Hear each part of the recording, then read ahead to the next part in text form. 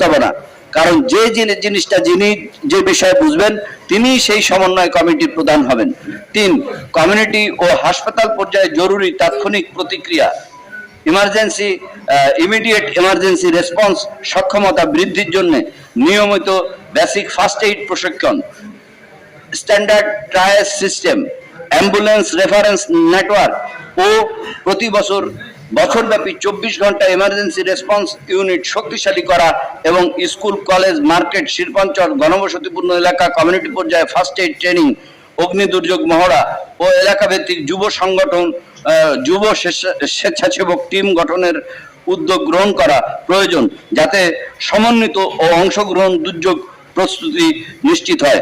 এখানে একটি কথা বলতে চাই, আমাদের ফায়ার সার্ভিসের 60,000 কর্মী আছেন এই ধরনের স্বেচ্ছাসেবক, কিন্তু এরকম এলাকা ভিত্তিক স্পেসিফিক করে ওইভাবে নাই এবং তাদের প্রশিক্ষণ বা তাদেরকে উৎসাহিত করার জন্য তেমন কোনো উদ্যোগও কিন্তু নাই।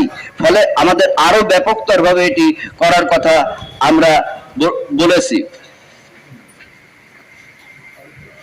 4, যেহেতু এ ধরনের দুর্যোগ মোকাবেলায় জনসচেতনতার কোনো বিকল্প নাই, তাই সচেতনতা বৃদ্ধি অত্যন্ত গুরুত্বপূর্ণ। আমরা 100% লোকের কাছ থেকে, বিশেষ করে যারা এই সাংবাদিকরা যারা অ্যান্সার করেছেন বা অন্য পুলিশ প্রশাসনের যারা করেছেন বা ফায়ার সার্ভিসের যারা করেছেন, তারা প্রথম সমস্যা হিসেবে চিহ্নিত করেছেন যে পাবলিক অ্যাওয়ার না হোয়াট টু ডু। তারা এসে সবাই ভিডিও করে, তারা এসে সমস্ত রাস্তাঘাট ব্লক করে দেয়। তো এই যে বিষয়গুলো, এই জন্য জনসচেতনতা বৃদ্ধি অত্যন্ত জরুরি।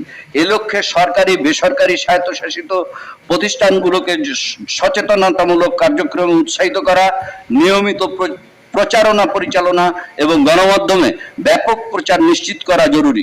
পাশাপাশি এ বিষয়ে আরো ব্যাপকতর গবেষণা প্রয়োজন বলে আমরা মনে করি।